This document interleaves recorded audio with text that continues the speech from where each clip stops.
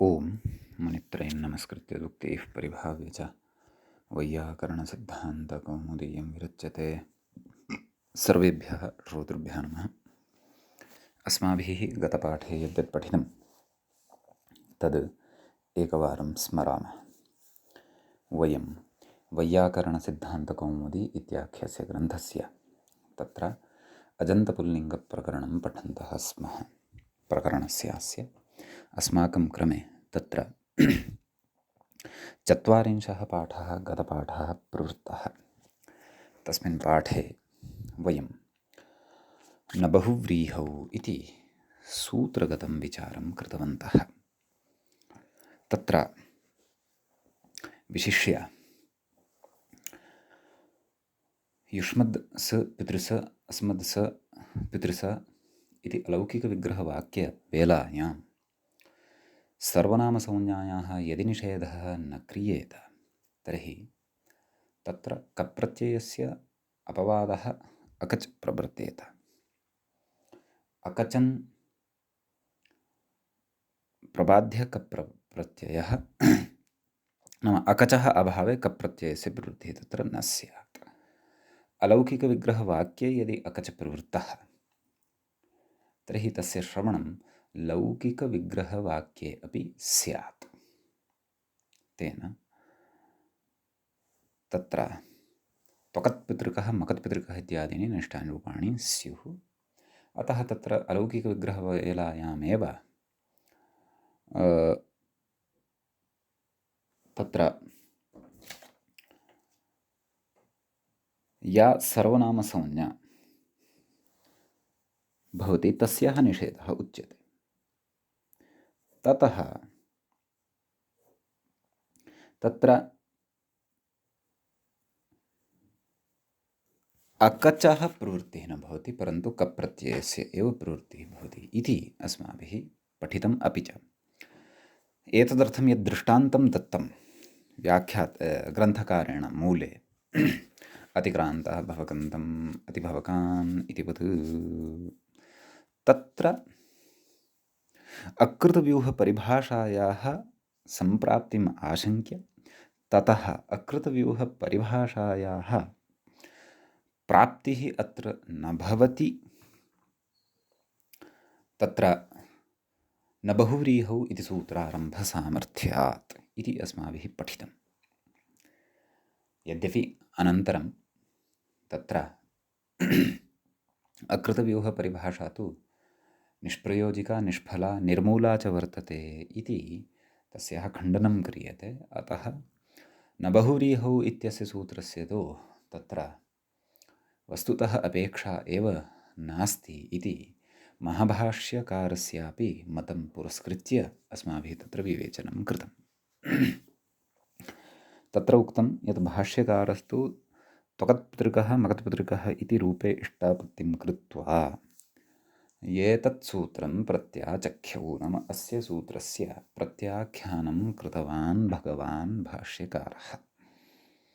तर्हि तत्र कस्य मुनेः वचनमङ्गीकार्यम् इति चेत् यथोत्तरं मुनीनां प्रामाण्यम्, अर्थात् उत्तरोत्तरं पूर्वापेक्षया उत्तरापेक्षया ततः अपि उत्तरस्य मुनेः प्रामाण्यं भवति इति अस्माभिः तत्र पठितम्। किञ्च एतावत् पठित्वा ततः परम् अस्माभिः सर्वादिगणे कश्चन पुनः विशेषः किञ्चन विशेषान्तरं ज्ञातुम् आरब्धं वर्तते। तत्र संज्ञोपसर्जनीभूताः सर्वादयः इति परिभाषा काचित् वार्तिकं किञ्चन। तेन वार्तिकेन उच्यते यत् सर्वादिगणे पठिताः ये शब्दाः ते यदि संज्ञाशब्दाः भवन्ति अथवा उपसर्जनभूताः ते भवन्ति, उपसर्जनभूताः अर्थात् गौणाः, अथवा अन्यविशेषणत्वेन स्वार्थोपस्थापकं येषां भवति, तादृश उपसर्जनशब्दाः यदि सर्वादिगणे पठिताः क्वचित् दृश्यन्ते तर्हि तेषां सर्वनामसंज्ञा न भवति। ते सर्वादिगणे एव न सन्ति इत्येव चिन्तनीयम्। एवं खलु, द्रष्टुं ते तथैव भवन्ति, परन्तु सर्वादिगणे ते न सन्ति इत्येव चिन्तनीयं। यदि ते नामत्वेन अथवा तेषाम् उपसर्जनत्वं क्वापि समासादिशक्तिवशात् भवति तदा। तत्र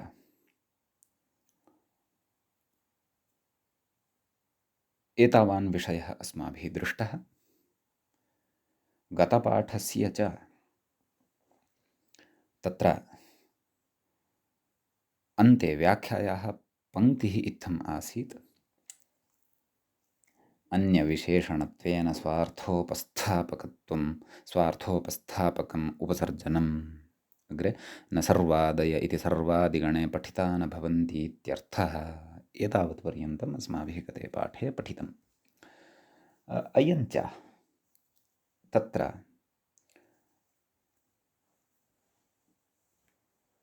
चत्वारिंशः पाठः अजन्तपुल्लिङ्गप्रकरणस्य सम्पन्नः।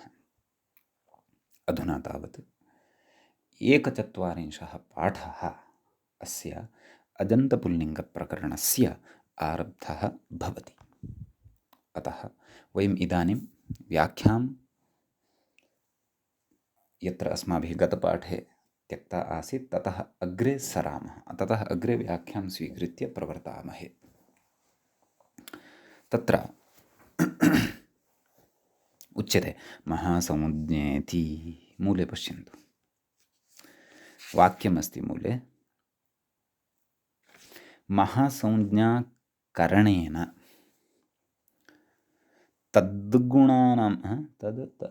तदनुगुणानामेव गणे सन्निवेशात् इति। नाम समुज्ञोपसर्जनीभूतास्तु न सर्वादयः इति यद्वार्तिकं तद्वार्तिकमपि वस्तुतः सूत्रकारेण एव ज्ञापितं वर्तते। यथा परिभाषाः ज्ञाप्यन्ते तद्वद् इदं वार्तिकमपि सूत्रकारेण एव ज्ञापितं वर्तते। कथं, कुतः इति चेत् महासंज्ञा कृता वर्तते। सर्वनाम इति महासंज्ञा वर्तते। अन्यथा एतावद् गौरवं कस्याश्चित् संज्ञायाः कथनाय एतावद् गौरवम् अथवा एतावद् गुरुभूतः शब्दः प्रयोक्तव्यः वा? अन्यथा चतुरः सूत्रकारः घि, घ, टी, घु एतादृशीः लघ्वीः संज्ञाः एव करोति। सर्वनाम एतावती महासंज्ञा, एतावती दीर्घा संज्ञा कुतः कृता? यतोहि तस्य प्रयोजनं किमपि अस्ति। तत्र किं प्रयोजनम् अस्ति तदेव ज्ञातव्यं। नाम प्रयोजनमिदमेव, नाम संज्ञोपसर्जने भूताः शब्दाः ये भवन्ति तेषां सर्वनामसंज्ञा न भवति, परन्तु सर्वादिगणे पठिताः ये एते शब्दाः सर्वेषामपि नामत्वेन यदा व्यवह्रियमाणाः वर्तन्ते, सर्वः जनः, सर्वः मानवः, सर्वः पशुः, सर्वः पाषाणः, सर्वं पत्रं, सर्वाणि जगन्ति, सर्वे लोकाः, सर्वेषामपि कृते एते शब्दाः प्रयुज्यन्ते। अत एव सर्वेषां नामानि सर्वनामानि इति पूर्वमपि उक्तं। तदेव व्याख्यात्र उच्यमानमस्ति। पश्यन्तु, टी घु भादिवत् एकाक्षरसंज्ञाम् अकृत्वा, अर्थात् टी संज्ञा यथा एकम् अक्षरं तत्र वर्तते, नाम स्वराक्षरम् एकं वर्तते। घु इत्यत्रापि, भ इत्यत्रापि इत्यादिवत् आदिना घ एतेषामपि घ घि इत्यादीनामपि ग्रहणं कर्तव्यं। तरप्तमपौघः तत्र शेषोघ्यसखि। अस्तु, कथयति टी घु भादिवत् एकाक्षरसंज्ञाम् अकृत्वा, नाम एकाक्षरेण युक्तां संज्ञाम् अकृत्वा सर्वेषां नामानि इति अन्वर्थसंज्ञाकरणबलेन, अर्थात् अन्वर्थसंज्ञा एषा वर्तते, अर्थमनुसरति तादृशी संज्ञा वर्तते। टि घु घि घ आसां संज्ञानाम् अथवा येषां संज्ञाशब्दानाम् अन्वर्थता नास्ति, अर्थः यः कोऽपि नास्ति। विशेषेण एतेषां नाम घ नाम तरप् तमप्, टि अर्थात् अचः अन्त्यादिः, घु अर्थात् दाधा इति। एवं खलु अत्र तु अन्वर्थसंज्ञात्वं वर्तते, परन्तु टि घु घि घ एतासु संज्ञासु अन्वर्थसंज्ञात्वं नास्ति। एवं खलु अन्वर्थसंज्ञात्वं नाम सर्वेषां नामानि सर्वनामानि इति एतादृशं तत्र अर्थम् अनुसरति सर्वनामसंज्ञा। अतः एतादृश अन्वर्थसंज्ञाकरणबलेन प्राधान्येन उपस्थित स्वीयस्वार्थवाचकत्वस्य, खलु नाम यत्र प्राधान्येन उपस्थितः भवति स्वकीयः अर्थः, तादृश अर्थवाचकत्वं यस्मिन् सर्वादिशब्दे भवति। कथयति अर्थवाचकत्वस्य सर्वनामशब्दप्रवृत्तिनिमित्तत्वं, नाम तादृशस्य एव सर्वनामप्रवृत्तिनिमित्तत्वं भवति। यः सर्वादिगणे पठितः शब्दः सर्वेषां नामानि सर्वनामानि इति अन्वर्थसंज्ञात्वं भजते। कथयति प्रवृत्तिनिमित्तत्वम् इति अवगततया, नाम अन्वर्थसंज्ञाकारणात् एतादृशः भावः अवगतः भवति, ज्ञातः भवति। तथाविधानामेव सर्वादिगणे पाठानुमानादित्यर्थः, नाम तादृशानां तथाविधानामेव सर्वादिगणे पाठः अस्ति इति अनुमानात्, इति अनुमीयते। अनुमानप्रामाण्येन, अनुमानप्रमाणं पुरस्कृत्य इदम् अस्माभिः अत्र निर्णीयते। अन्यथा किमर्थं सर्वनामसंज्ञा इति एतादृशी दीर्घा संज्ञा विधेया वा? अत्रापि किमपि लु टि पि कि चि किमपि एतादृशीं लघ्वीं संज्ञां कृत्वा लाघवं करोति स्म, विषयं समापयति स्म। तथापि सर्वनाम एतादृशी दीर्घा संज्ञा अथवा महासंज्ञा कृता सूत्रकारेण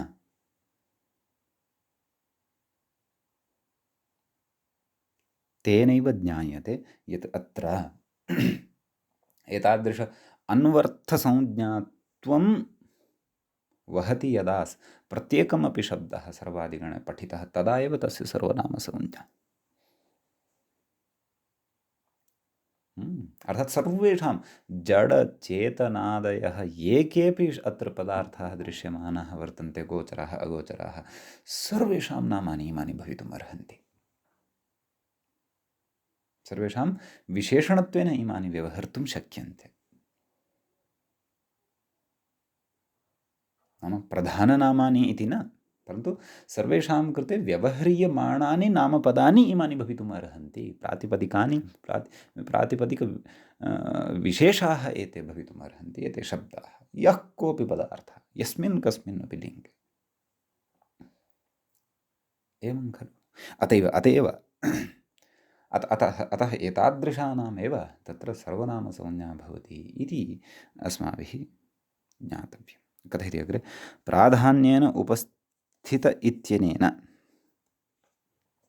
तत्र उपरि उक्तं खलु, पश्यन्तु, पङ्क्तिः गतपङ्क्तिः उक्ता किं, प्राधान्येन उपस्थितस्वीयसर्वार्थवाचकत्वस्य, तत्र कथयति प्राधान्येन उपस्थित इत्यनेन उपसर्जनव्यावृत्तिः, नाम उपसर्जनस्य वर्तनं भवति। व्यावर्तनं नाम निवृत्तिः भवति, नाम उपसर्जनम् अत्र न स्वीक्रियते, अनुपसर्जनत्वम् एव अत्र स्वीक्रियते। नाम समासशक्तिकारणादपि एते सर्वादिगणे पठिताः शब्दाः यदि कदाचित् उपसर्जनत्वं प्राप्नुवन्ति, अर्थात् गौणत्वं प्राप्नुवन्ति, तदापि एतेषां सर्वनामसंज्ञा न भवति। समीचीनं। परन्तु अनुपसर्जने सत्येव अर्थात् प्राधान्ये सत्येव एतेषां सर्वनामसंज्ञा भवति इति अस्माभिः अत्र अवगन्तव्यम्। सम्यक्। अग्रे कथयति प्राधान्येन उपस्थितसर्वार्थवाचकम् इत्युक्ते पूर्वादिशब्देषु अव्याप्तिः इति। नाम यदि एवम् उच्यते, नाम पूर्वं पश्यन्तु, पङ्क्तिं पश्यन्तु, अस्य किमुक्तं, प्राधान्येन उपस्थितस्वीयसर्वार्थवाचकत्वस्य, नाम प्राधान्येन उपस्थितः भवति यदा स्वकीयः अर्थः, तस्य सर्वार्थवाचकत्वस्य, सः स्वकीयः यः अर्थः, स्वीयः यः अर्थः भवति तस्य सर्वेषां कृते, तेन सर्वेषामपि अर्थः तत्र ज्ञातः अथवा प्रयुक्तः भवेत्, तादृश तस्य अर्थवाचकता स्यात्। तर्हि तत्र उच्यते यदि स्वीयशब्दस्य अन्तर्भावः तत्र न क्रियते तर्हि का आपत्तिः इत्युच्यमानं वर्तते। कथयति प्राधान्येन उपस्थितसर्वार्थवाचकत्वम् इत्युक्ते, नाम तां पङ्क्तिम् एतां पङ्क्तिं च पश्यन्तु, स्वीयशब्दः मध्ये नास्ति, स्वीयशब्दभेदेन एतावद् अर्थपरिवर्तनं तत्र वर्तते।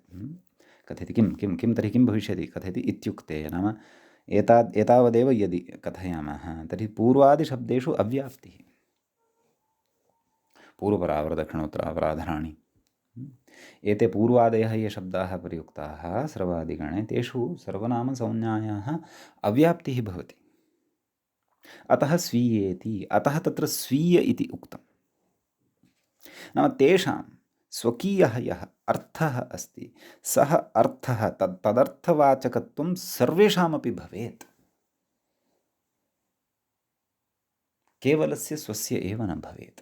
यथा पूर्वशब्दः केवल दिग्वाचकः एव व्यवह्रियते अस्माभिः, तर्हि दिगर्थे एव तस्य पूर्व इत्यस्य सर्वनामसंज्ञा स्यात्, परन्तु पूर्वशब्दः दिग्भिन्नार्थे अपि क्वचित् प्रयुज्यमानः वर्तते, तत्र सर्वनामसंज्ञा न स्यात्। अतः स्वीयशब्दस्य निवेशः समन्वयनकरणे, तत्र समन्वयनस्य करणे तत्र पङ्क्तौ निवेशितः अस्ति। क्व अत्र प्राधान्येन उपस्थितस्वीयसर्वार्थवाचकस्य, इमाः पङ्क्तयः प्रौढग्रन्थस्य वर्तन्ते, अतः किञ्चित् अत्र शृण्वन्तु तावदेव। मुख्यः विषयः तु अस्माभिः अवगतः, कः, यत् सर्वादिगणे पठिताः शब्दाः यदा तत्र कस्यचित् संज्ञाः भवन्ति, नाम कस्यचित् जनविशेषस्य एकस्य एव नामत्वेन प्रयुज्यमानाः भवन्ति, तदा एतेषां सर्वनामसंज्ञा न भवति। अथवा तत्र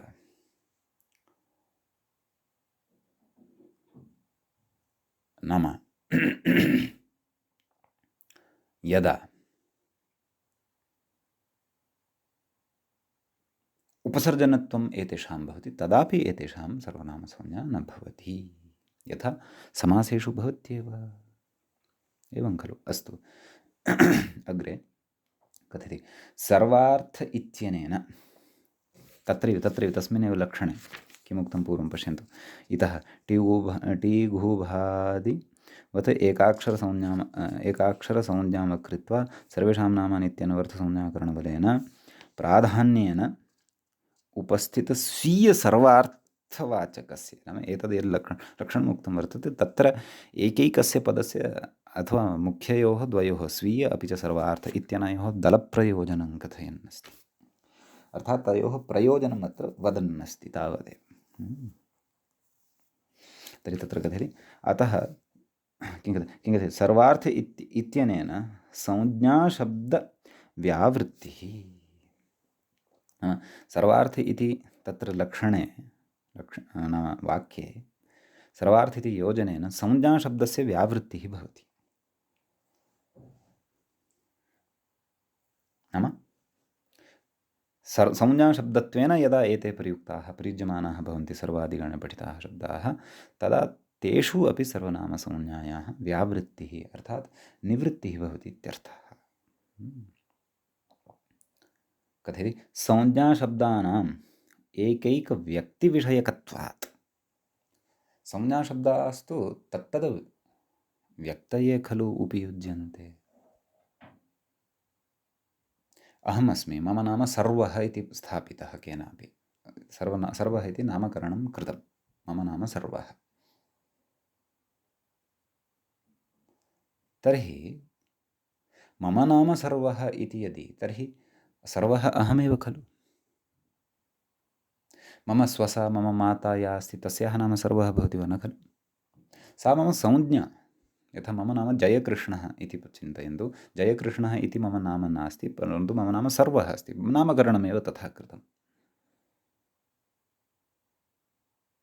तर्हि तादृशनामत्वेन प्रयुक्तः अयं शब्दः सर्वादिगणे पठितः सर्वनामसंज्ञां न भजते। कुतः? तत्र अन्वर्थसंज्ञात्वं न गम्यते। सर्वनाम इति शब्दस्य यत् अन्वर्थसंज्ञात्वं वर्तते तन्न गम्यते। कथन्न गम्यते? यतोहि मम नाम यदि सर्वः, तर्हि सर्वेषामपि नाम सर्वः भवति वा? सर्वेषामपि नामकरणत्वेन सर्व इति भवति वा? न खलु, तथा न भवति। आम्, विशेषणत्वेन सर्वेपि सर्वशब्देन गृहीतुं शक्यन्ते, परन्तु संज्ञा, आख्या, तस्य नाम, विशेष्यभूतं यन्नाम, एवं खलु। तेन तु सा एव व्यक्तिः व्यवहरिष्यते यस्याः व्यक्तेः तद् नाम कृतं वर्तते सर्वादिशब्दं पुरस्कृत्य। एवं खलु। अपि च दृश्यन्ते, लोके दृश्यन्ते बहूनां नाम विश्व इति भवति, अथवा विश्वनाथ इति भवति। केचन विश्व इति तावद् इत्यपि श्रूयते।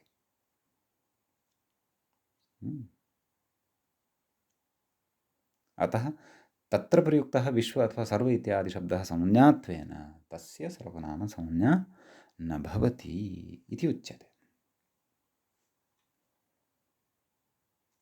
एवं खलु। कथयति अग्रे, संज्ञाकार्यमिति। मूले पश्यन्तु। अतः संज्ञाकार्यम् अन्तर्गणकार्यञ्च तेषां न भवति। आदौ संज्ञाकार्यम् इत्यस्य निषेधस्य प्रयोजनं कथयति संज्ञा कथयति सर्वनाम संज्ञाकार्यं शीस्मायादिकम् इत्यर्थः इति। एवं खलु।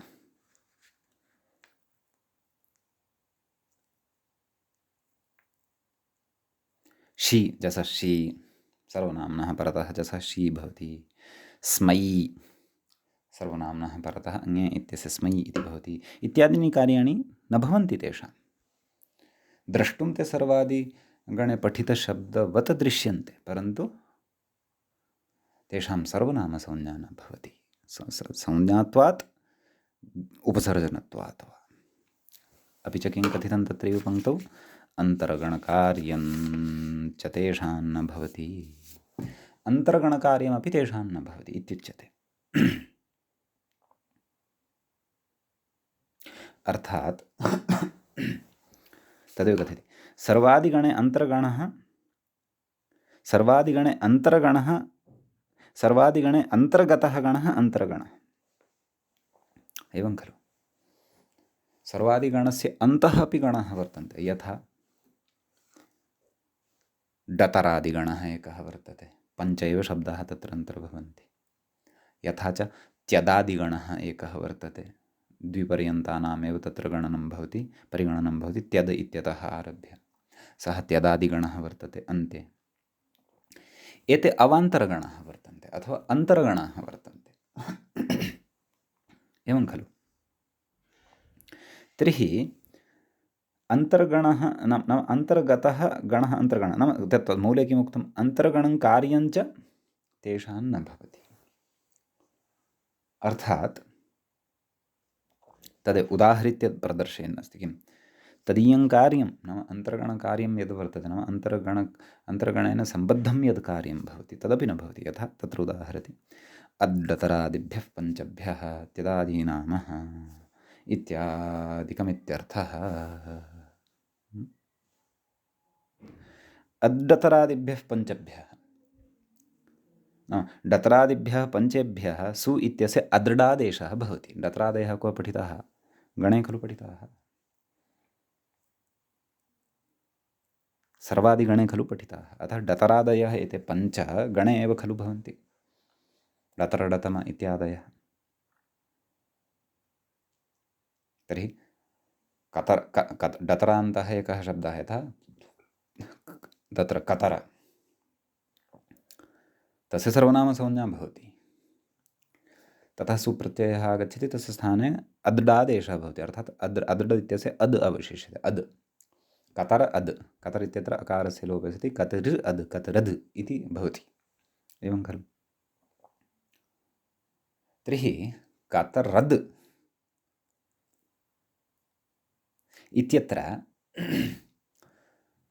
अद्डादेशः अतः जातः, अतः यतोहि सर्वनामसंज्ञकः तत्र कतरशब्दः वर्तते। यदा अयमेव कतरशब्दः कस्यचित् संज्ञाभूतः यदि स्यात् अथवा उपसर्जनत्वम् अस्य स्यात्, तर्हि अस्मात् परतः सु इत्यस्य अद्डादेशः सर्वनामसंज्ञाम् आश्रित्य यः प्रवर्तते सः न भविष्यति। एवमेव अन्यत् अन्तर्गणकार्यं कथयति किं? त्यदादीनामः इत्यादिकमित्यर्थः। त्यदादिनामः यथा प्रथमपुरुषस्य एकवचने सः इति रूपं भवति। एवं खलु? तत्र मूलतः तद् शब्दः भवति, तस्मात् सुप्रत्ययः भवति। तद् सु। दकारस्य अकारान्तादेशः भवति केन? त्यदादीनामः इत्यनेन। परन्तु यदि तद् इति शब्दस्य सर्वनामसंज्ञा अस्ति तर्हि एव। यदि तद् इति कस्यचित् नाम वर्तते तर्हि तत्र दकारस्य अकारः अपि न भविष्यति, ततः पूर्वरूपमपि न भविष्यति, त इति न लप्स्यते, तकारस्य सकारोऽपि न भविष्यति, सः इति रूपं न भविष्यति। अपि तु कस्यचित् नाम यदि तद् वर्तते तर्हि तस्य पुल्लिङ्गे विद्यमानस्यापि तस्य प्रथमविभक्तेः एकवचने तत् इत्येव रूपं भविष्यति, नान्यत्। सम्यक्। एवं तर्हि अन्तर्गणकार्यमपि न भवति। नाम सर्वनामसंज्ञा एव यदि नास्ति एतेषां, तर्हि साक्षात् विहितं कार्यं वा अथवा अन्तर्गणकार्यं वा तत् यत्किमपि कार्यं वा भवतु तत् कार्यं न भवत्येव इत्युच्यते। समीचीनं। तर्हि यद्यपि अद्डतरादिभ्यः पञ्चभ्यः अस्माभिः एङ्घ्रस्वासम्बुद्धेः इत्यत्र हेकतरत्कुलमिति रूपसाधनवेलायां किञ्चित् दृष्टमासीत् सूत्रं। विस्तरेण तु अग्रे पठिष्यते, अग्रे ज्ञास्यते। अपि च इदं त्यदादिनामः इत्यादीनि सूत्राणि तत्र तत्र व्याख्यायां प्रसङ्गानुरोधेन अस्माभिः चर्चितानि वर्तन्ते। त्यदादिनामः इति सूत्रं चर्चितं वर्तते। मूले तु अग्रे हलन्तपुल्लिङ्गाधिकारनिरूपणावसरे व्याख्यास्यन्ते। सद्यस्तावत् यद्यपि अत्रापि उदाहरणानि अचिरेण उपस्थापयिष्यन्ते, परन्तु एतावता नाम एतेन वार्तिकेन अस्माभिः बुद्धौ इदं दृढं स्थापनीयम्। एते सर्वादिगणे पठिताः शब्दाः यदि संज्ञात्वेन क्वचित् व्यवह्रियन्ते अथवा उपसर्जनभूताः एते वापि भवन्ति, उपसर्जनीभूताः एते वापि यदि भवन्ति, तर्हि एतेषां सर्वनामसंज्ञा न भवति इति। सम्यक्। इदानीं तत्र उदाहरणं प्रस्तौति अग्रे। आदौ संज्ञाशब्दस्य सर्वनामत्वं न भवति, सर्वनामकार्यञ्च न तत्र भवति इति उदाहरणं दास्यति। ततः परं तत्र उपसर्जनत्वस्यापि सर्वनामसंज्ञा न भवति इत्यस्यापि उदाहरणं तत्र दास्यति। सर्वादौ कथयति सर्वायदेहि इति। मूले पश्यन्तु। सर्वो नाम कश्चित्, नाम कश्चन जनः वर्तते, तस्य नाम सर्वः वर्तते इति। तस्मै सर्वाय देहि। एवं खलु? तर्हि तत्र कथयति व्याख्याता संज्ञाशब्दात् स्मायादेशो न इति। नाम अयं शब्दः संज्ञाशब्दः सम्पन्नः कुतः कस्यचिन् नामत्वेन अस्माभिः श्रूयमाणः व्यवह्रियमाणः वा वर्तते। तर्हि अस्य सर्वनामसंज्ञा तु न भवत्येव, एवं खलु। सर्वनामसंज्ञा यदि नास्ति तर्हि तत्र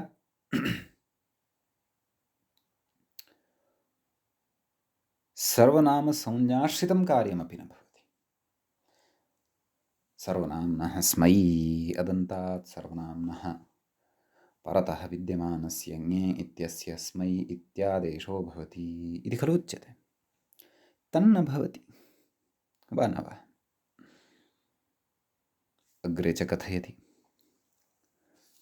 इदानीम् एकम् उदाहरणमिदं दत्तम्, अन्यद् उदाहरणमपि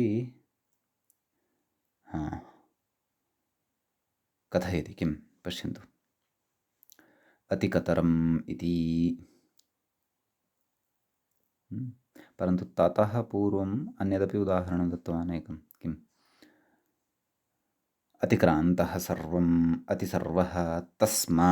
तस्मा अर्थात् सन्धिवशात् तथा श्रूयमाणं वर्तते। तत्र वस्तुतः तस्मै इति अस्ति। तत् तस्मा अतिसर्वाय अर्थात् तस्मै अतिसर्वाय। ऐ इत्यस्य आयादेशः भवति केन? तत्र एचोयवायावः। का स्थितिः जायते? सर्वतस्माय अतिसर्वाय, तदनन्तरं लोपशाकल्यस्य इत्यनेन यकारस्य लोपः शाकल्यमते भवति, एवं किल। तर्हि तत्र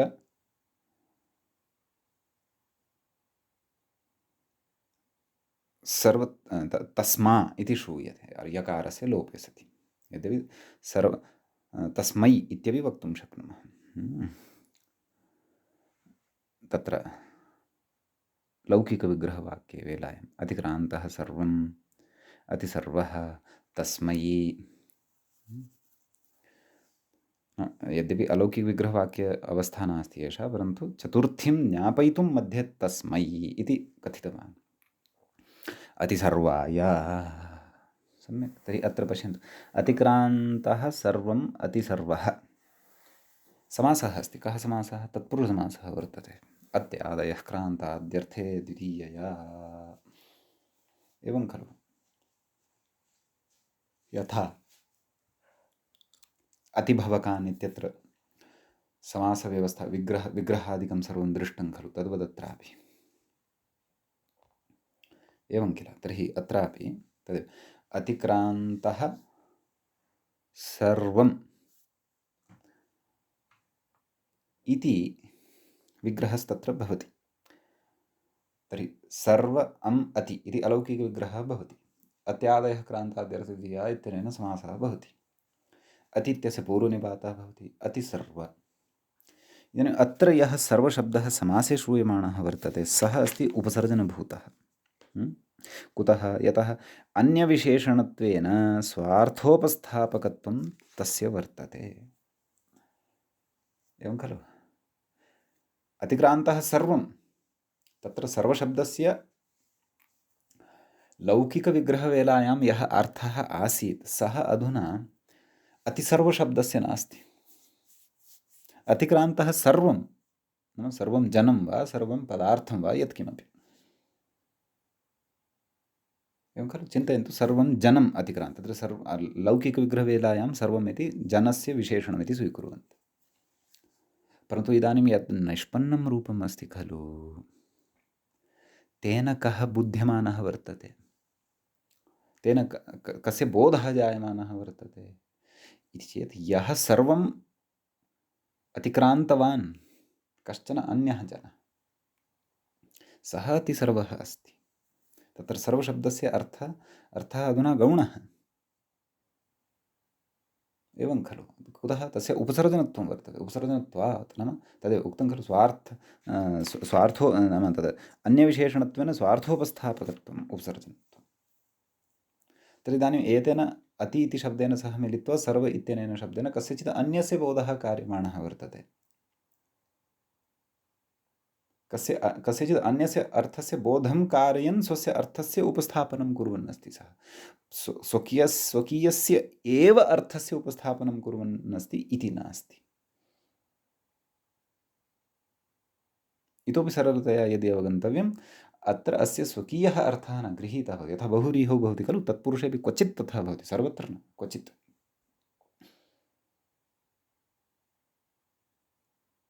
यथा राजपुरुषः, तत्र तु उत्तरपदप्राधान्यमेव भवति, एवं खलु।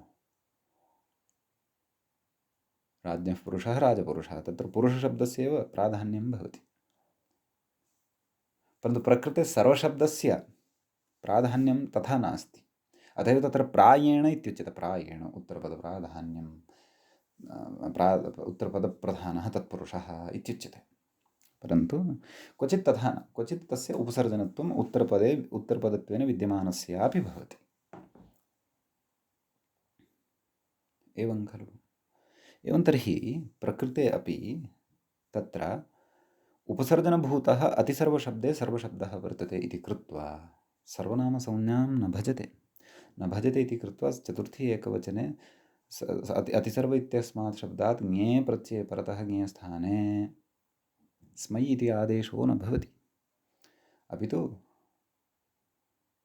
तत्र ङे स्थाने ङेर्यः इत्यनेन य इत्येव आदेशः भवति। रामाय इतिवत् अतिसर्वाय इति रूपं सिद्ध्यति। यथा च कस्यचित् नाम यदि सर्व इति भवति तर्हि तस्यापि चतुर्थीविभक्तेः एकवचने सर्वाय इत्येव रूपं भवति इत्यर्थः।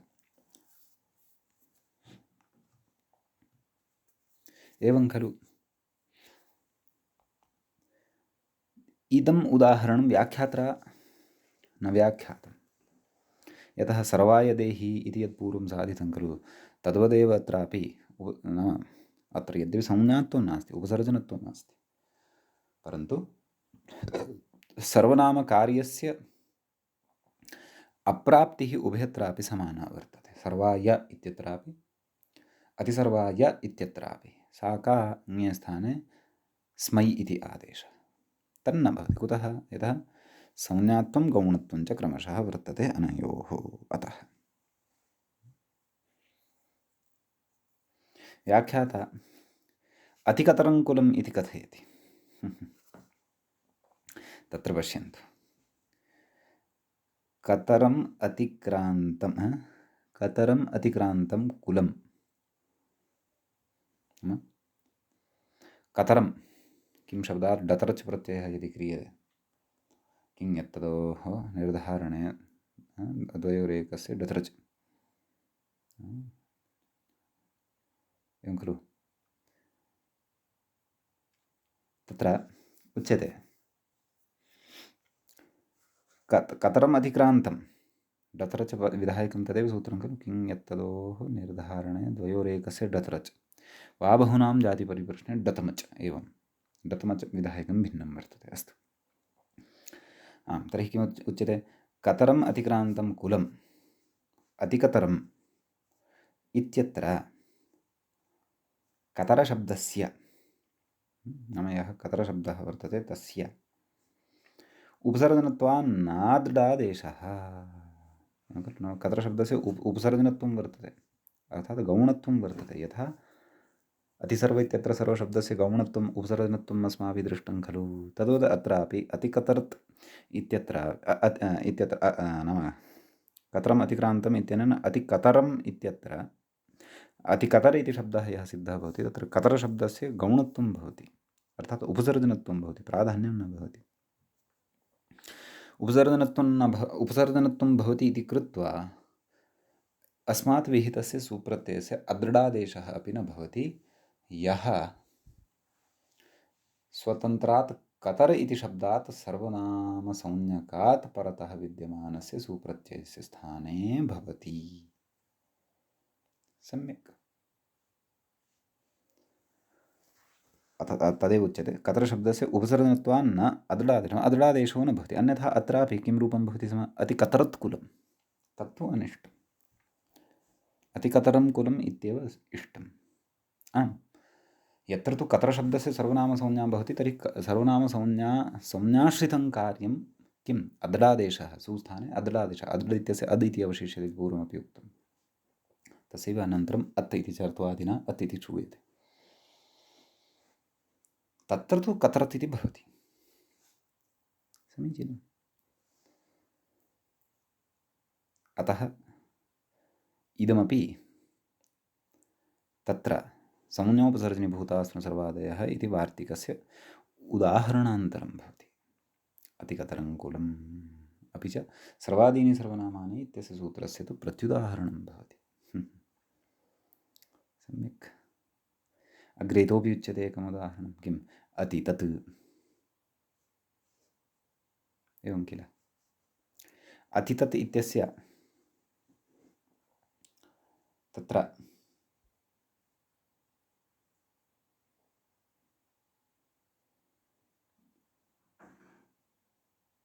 विग्रहः उच्यमानः अस्ति। पश्यन्तु, तम् अतिक्रान्तः ब्राह्मणः अतितत् भवति। तं नाम यं कमपि इत्यर्थः। तम् अतिक्रान्तः ब्राह्मणः अथवा यः कोऽपि, क्षत्रियो वा यः कोऽपि, सः अतितत् भवति। कथं? तत्र पश्यन्तु, अलौकिकविग्रहः कथम् अत्र? तद् अम् अति, अत्यादयः क्रान्ताद्यर्थद्वितीया इत्यनेन समासः, प्रातिसंज्ञा सुब्लुक्। तद् अति, अलौकिकविग्रहः कथं कृतः? तद् अम् अति, अम् इत्यस्य लोपानन्तरं तद् अति, अति इत्यस्य पूर्वनिपातः अति तद्। सम्यक्। अतितद् इत्यवस्थायां कथयति। अतितद् इत्यत्र तदाद्यत्वं केन क्रियते? त्यदादिनामः। परन्तु कीदृशानां त्यदादीनां? सर्वनामसंज्ञापन्नानां त्यदादीनां, न तु अन्यथा। कथयति त्यदाद्यत्वम् अग्रे च तदोस्सस्सावनन्त्ययोः इति च न भवति। नाम त्यदाद्यत्वम् इत्यनेन दकारस्य स्थाने अकारः, अपि च तद् इत्यत्र यः तकारः तस्य स्थाने च सकारादेशः यः सः एषः इत्यादिषु भवति। एतत् कार्यद्वयं न भवति। कुतः? यतोहि सर्वनामसंज्ञा नास्ति। कुतः? तद् इत्यस्य उपसर्जनत्वात्। उपसर्जनत्वं यदि अस्ति तर्हि संज्ञोपसर्जनीभूतास्म सर्वादयः इति परिभाषा तत्र उपतिष्ठते।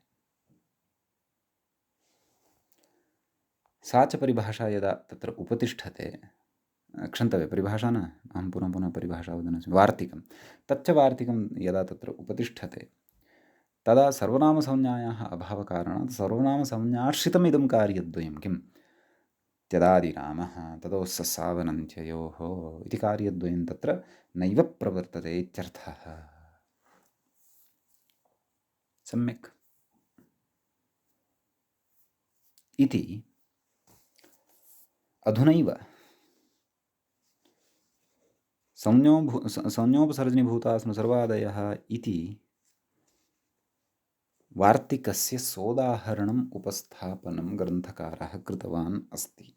अतीव यत्नेन एषः विषयः अत्रैव अवगन्तव्यः। कुतः इति चेत् तत्र शास्त्रे अग्रे विचारेषु अनेन विचारेण पर्याप्तः सम्बन्धः वर्तते अग्रिमाणां विचाराणां। तत्र यदि अयं विषयः अत्रैव पूर्णतया अवगतः, तत्र प्रसङ्गानुरोधेन उपस्थितश्चेदपि अस्माकं तस्य स्मरणं भविष्यति, अवगमनं च भविष्यति। पौर्वापर्यसम्बन्धस्थापनपूर्वकम् अग्रिमस्यापि विषयस्य तत्र पूर्णतया स्पष्टता भविष्यति। समीचीनम्। अतः यत्नेन तत्र असौ विषयः अत्रैव अस्माभिः अवगन्तव्यः। सम्यक्। ततश्च अग्रे अत्र अधुना सूत्रमुच्यते। सूत्रं वर्तते इत्थं। तृतीया समासे इति। सूत्रे एकमेव पदं भवति। किं तद्? तृतीया समासे तावदेव। सप्तमी विभक्तेः एकवचनान्तम् इदं पदं भवति। तत्र विग्रहः कथमिति चेत् तृतीयया समासः तृतीया समासः। तृतीया तत्पुरुषसमासः एव अस्मिन् पदे अपि वर्तते। कस्मिन् पदे? तृतीया समासे इति पदे। तृतीयया समासः तृतीया समासः तस्मिन् तृतीया समासे इत्येवं तृतीया तत्पुरुषसमासः अत्र भवति। एवं खलु? तृतीया तत्कृतार्थेन गुणवचनेन इति समासेषु विस्तरेण अस्माभिः पठिष्यते। समीचीनम्। तत्र सर्वादीनि सर्वनामानि इति सूत्रं सर्वमपि अनुवर्तते। न बहुव्रीहौ इति गतसूत्रं यदस्माभिः पठितं तस्मात् सूत्रात् न इत्यनुवर्तते। सम्यक्। ततः सूत्रार्थः अत्र उच्यते। सूत्रार्थः कर्तव्यः। ततः पूर्वं व्याख्याता किं कथयन् अस्ति इति द्रष्टव्यं। सर्वादीनि इत्यतः सर्वनामग्रहणं न बहुव्रीहौ इत्यतः नेति च अनुवर्तते इत्यभिप्रेत्याह इह मासपूर्वायेति। नैव इहेति इति पृथक् वर्तते। मासपूर्वाय इति पृथक् वर्तते। व्याख्याता इहेति एतदनन्तरं पूर्णविरामः स्थापनीयः व्याख्यायां। कदाचित् भवतां पुस्तकेषु स्यात् तद्भवन्तः पश्यन्तु। इहेति मूले पश्यन्तु सूत्रार्थः कृतः। इह सर्वनामता न स्यात्। इह नाम क्व? तृतीया समासे अर्थात् तृतीया तत्पुरुषसमाससन्दर्भे अथवा तृतीया तत्पुरुषसमासे अपि यदि सर्वादिगणे पठितः शब्दः कश्चन उपस्थितः भवति तर्हि तस्य सर्वनामसंज्ञा न भवति इति अभिप्रायः। एवं खलु? उदाह्रियते। किं? मासपूर्वाय। सम्यक्। भवतां समासानां सामान्यः परिचयः इति कृत्वा अयं विचारः अकृच्छ्रेण अवगतः स्यात्। अकृच्छ्रेण नाम अक्लेशेन अवगतः स्यात्। विशेषेण तु वयं समासप्रकरणम् अग्रे पठिष्यामः एव इत्युक्तमेव भवतु। उदाहरणं मासपूर्वाय। तत्र विग्रहं प्रस्तौति व्याख्याता। कथयति पश्यन्तु। मासेन पूर्वः इति विग्रहः कथयति हेतौ तृतीया। कारकप्रकरणे सूत्रं पठिष्यते अस्माभिः। किं? हेतौ तेन हेतौ तृतीया उच्यते। तर्हि अत्रापि मासः हेतुभूतः अतः तस्मिन् तृतीया विभक्तिः भवति। हेतौ तृतीया एषा। तत्सर्वं विस्तरेण कारकेषु पठिष्यते। कथयति? तर्हि समासः केन? तत्सूत्रस्य एकदेशं किञ्चिदेव भागं पश्यति। पूर्वसदृशः समग्रसूत्रं तु पूर्वसदृशसमोनार्थकरः निपुणमिश्रश्लक्षणैः इति अग्रे पठिष्यति। कथयति? इति तृतीया तत्पुरुषसमासः एतेन सूत्रेण अत्र तृतीया तत्पुरुषसमासो भवति। कोऽर्थः? मासात् पूर्वभावी इत्यर्थः। नाम एकमासात् पूर्वभावी मासपूर्वः इत्युच्यते तृतीया समासेन। तर्हि प्रकृते पश्यन्तु, पूर्वशब्दः सर्वादिगणे पठितः खलु? एवं किल?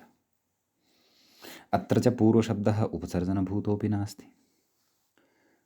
तृतीया तत्पुरुषः वर्तते। अतः अत्र तत्पुरुषस्य पदप्राधान्यत्वात् पूर्वशब्दस्य प्रकृते प्राधान्यं वर्तते। नाम उपसर्जनत्वम् अस्य नास्ति। अतः सर्वनामसंज्ञा प्राप्ता आसीत्, परन्तु तृतीया तत्पुरुषसमासश्चेत् तत्रापि सर्वनामसंज्ञा नापेक्षिता। कुतः? वाङ्मये तत्र सर्वनामकार्याणि एव न दृश्यन्ते। अतः अन्यथा मासपूर्वाय इति रूपं न श्रूयते स्म, परन्तु किं? मासपूर्वस्मै इति रूपं श्रूयते स्म।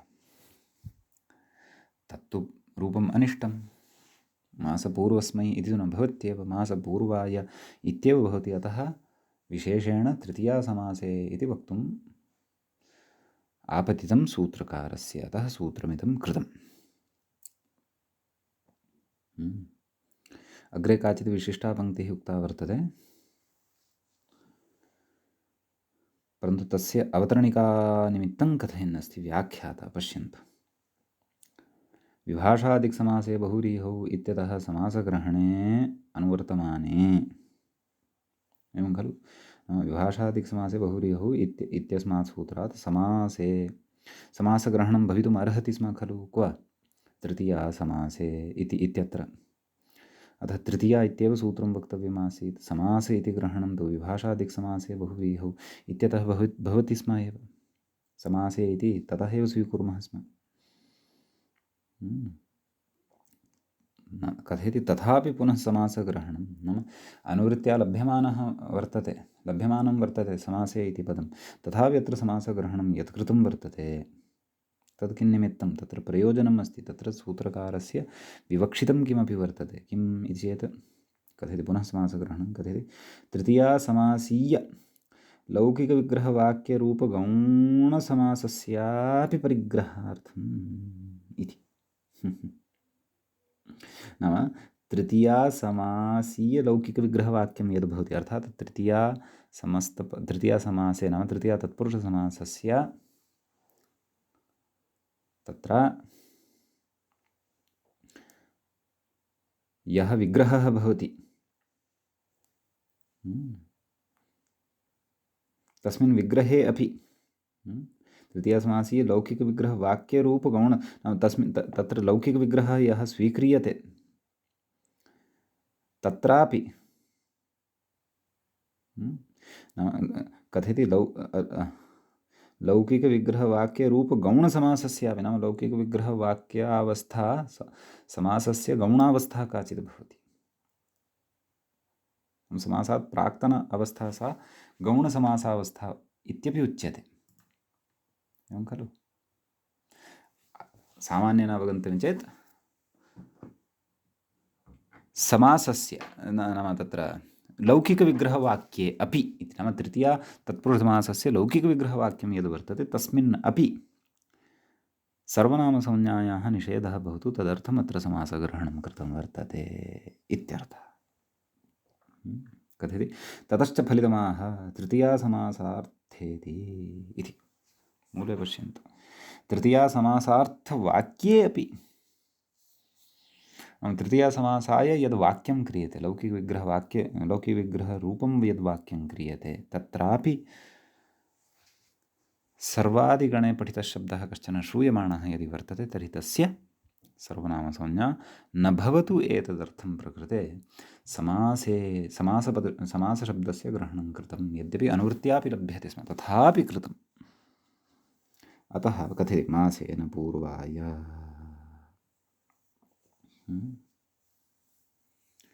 मासेन पूर्वं तत्र इत्यत्र चतुर्थी यदि वक्तव्यः पूर्वशब्दे, तर्हि तत्रापि पूर्वाय इत्येव वक्तव्यं।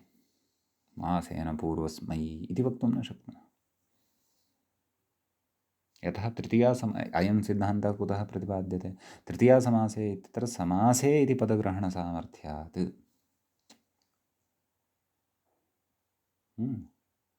तत्र तस्य लौकिकविग्रहवाक्यं यद् वर्तते तत्रापि तस्य असमासावस्थायामपि तस्य पूर्वशब्दस्य, पूर्वादिसर्वनामशब्दस्य सर्वनामसंज्ञायाः अभावार्थं तत्र समासे इति पदग्रहणं कृतं वर्तते इत्यर्थः। समीचीनम् इति अयं कश्चन विशेषः तृतीयासमासे इति सूत्रगतः भवति। इदानीं वयम् अग्रिमं सूत्रं प्रविशामः। अग्रिमं च सूत्रं वर्तते एवं, तत्र कथयति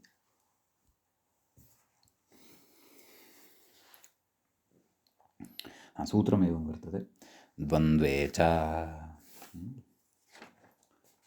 द्वन्द्वे इति सप्तमी विभक्तेः एकवचनं वर्तते, च इति अव्ययपदं वर्तते।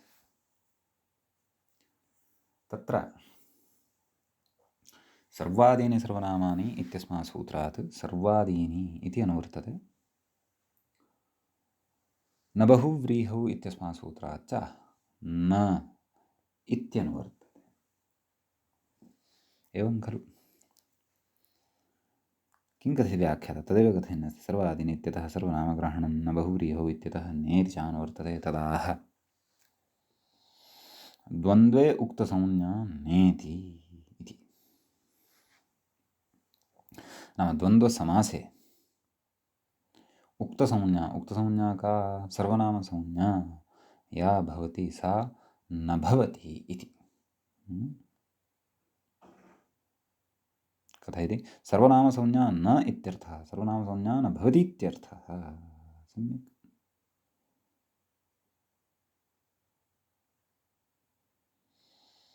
उदाह्रियते। सूत्रार्थस्तु दृष्टः। उदाहरणं पश्यन्तु। वर्णाश्रमेतराणाम् इति कथयति? वर्णाश्रमेतराणां नो ब्रूहि धर्मानशेषतः। अस्माकं तत्र अस्माकं वर्णेश्रमातराणां धर्मान् अशेषतः ब्रूहि इति कथयति। इति याज्ञवल्क्यस्मृतिः। स्मृतेः इदं वचनं भवति। याज्ञवल्क्यस्मृतौ तत्र आरम्भे एव प्रसिद्धम् इदं पद्यम् अस्माभिः द्रष्टुं शक्यते। तत्र अयं प्रयोगः कृतः वर्तते। कः? वर्णाश्रमेतराणाम् इति कथयति। वर्णाश्च आश्रमाश्च इतरे च इति द्वन्द्वः। नाम अत्र द्वन्द्वसमासः वर्तते।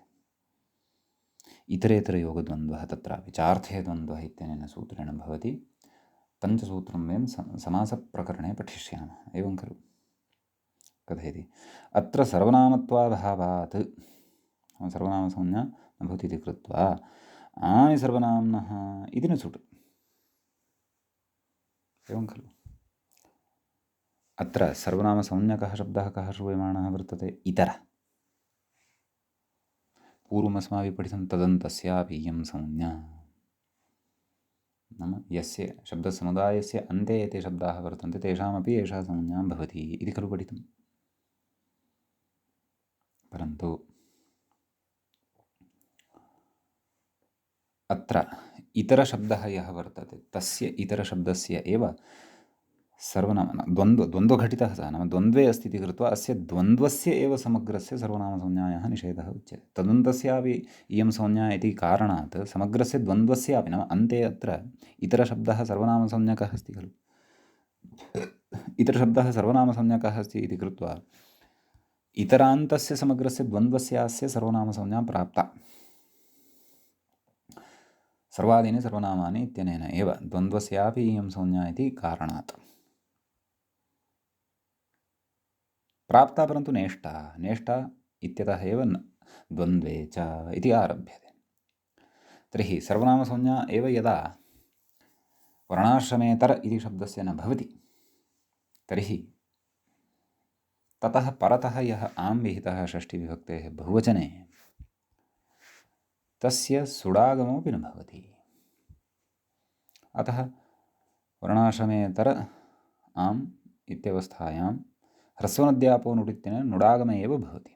वर्णाश्रमेतर नाम ततः नामी इत्यनेन दीर्घो भवति। वर्णाश्रमेतरानां ततः अट्कुमाङ्गं व्यवाये इत्यनेनत्वे सति वर्णाश्रमेतराणाम् इति रूपं भवति। रामाणाम् इति वत् बहुवचने तद्वद् एव च णत्वम् अपि अत्र इति भावः। समीचीनम्। यदि तु सर्वनामसंज्ञा स्यात् तर्हि तु आमः सुट् स्यात् नुटं प्रबाध्य।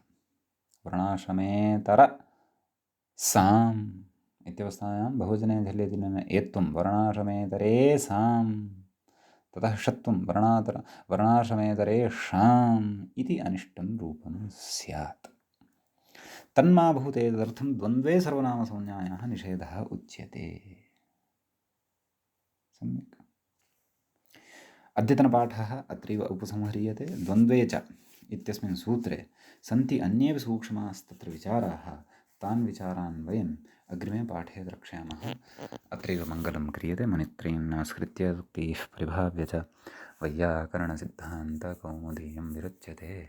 एवञ्च अजन्तपुल्लिङ्गप्रकरणस्यास्य अस्माकं क्रमे एषः 41 पाठः सम्पन्नतां गतः। नमः सर्वेभ्यः श्रोतृभ्यः।